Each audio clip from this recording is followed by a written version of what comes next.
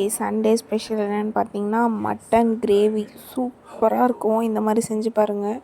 சிம்பிளாக ரொம்ப மசாலாலாம் சேர்க்காம காரத்துக்காக மட்டும் ஒரு ஸ்பூன் மிளகு, ஒரு ஸ்பூன் சோம்பு, ஒரு 4 காஞ்ச மிளகா. நாங்கள் நல்லா காரம் சாப்பிட்றதுனால மிளகாத்தூளும் அதிகமாக போட்டுக்கணும், காஞ்ச மிளகாவும் ஒரு 4 காஞ்ச மிளகா போட்டுக்கிட்டோம்.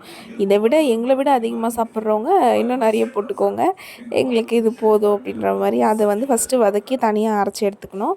அதுக்கப்புறம் எப்பயும் போல் கொஞ்சம் நல்லெண்ணெய், நாங்கள் நல்லெண்ணெய் சேர்த்துக்கிட்டோம். நல்லெண்ணெயை கொஞ்சம் சாதா எண்ணெய், நம்ம ரீஃபண்ட் ஆயில் யூஸ் பண்ணுவோம்ல, அந்த எண்ணெயும் சேர்த்து எண்ணெய் ஊற்றி கடுகு உளுத்தம் பருப்பு போட்டு சோம்பு போட்டுட்டு வெங்காயம் கருவேப்பிலை போட்டு நல்லா வதக்கிட்டு அதுக்கப்புறம் இஞ்சி பூண்டு பேஸ்ட் ஒரு 3 ஸ்பூன் போட்டுட்டு அதுக்கப்புறம் தக்காளி, இது 1/2 கிலோ மட்டன், தக்காளியும் போட்டு வதக்கிட்டு கொஞ்ச நேரம் தக்காளி வதங்கினதும் உடனே எடுத்து மட்டனை போட்டு நாங்கள் விசில்லாம் போட மாட்டோம். எங்களுக்கு விசில் போட்டால் பிடிக்காது, அப்படியே வெந்துடும் கொஞ்ச நேரத்தில். நாங்கள் இங்கே இந்த கடையில் வாங்குறது தான் எப்படி சொல்கிறதுன்னு தெரியல, இங்கே வாங்கினா எங்களுக்கு ஓகேவாக இருக்க மாதிரி இருக்குது.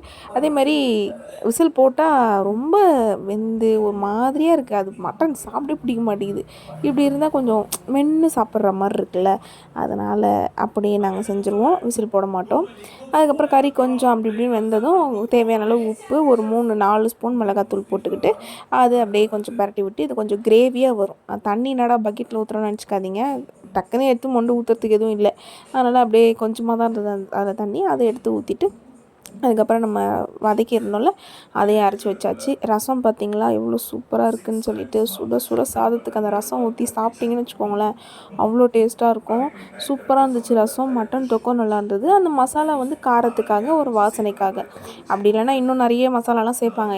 எனக்கு சிம்பிளாக வேணுமா, காரம் மட்டும் எக்ஸ்ட்ரா இருக்கணும் அப்படின்னு சொல்லி கேட்டுட்டேன்.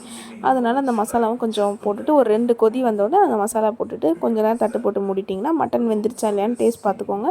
நாங்கள் டேஸ்ட் பார்த்துட்டு அதுக்கப்புறம் கொத்தமல்லி தழையை தூவிட்டு அப்படியே சாப்பிட உட்காந்தாச்சு. சுட சுட சாதம், மட்டன் கிரேவி போட்டு சாப்பிட்டேன்னா செம்ம டேஸ்ட்டாக இருந்தது. எங்கள் அம்மாட்ட வேணான்னு, ஆனால் நான் நல்லா சாப்பிட்டேன். ஏன் வேணாம் அப்புறம் பார்த்துக்கலாம் அப்படின்னா, எப்படியா இருந்தாலும் வாங்க தானே போகிறோம், ஒரு நாள் சாப்பிட்டு போவோமே அப்படின்னு சொல்லிட்டு வாங்கிட்டாங்க. சூப்பராக இருந்துச்சு மட்டனு. உங்களுக்கும் பிடிக்குமான்னு கமெண்ட் பண்ணுங்கள். இதே மாதிரி நீங்களும் செஞ்சு பாருங்கள், கண்டிப்பாக சூப்பராக இருக்கும். மறந்துடாதீங்க.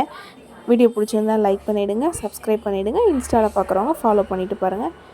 டாட்டா.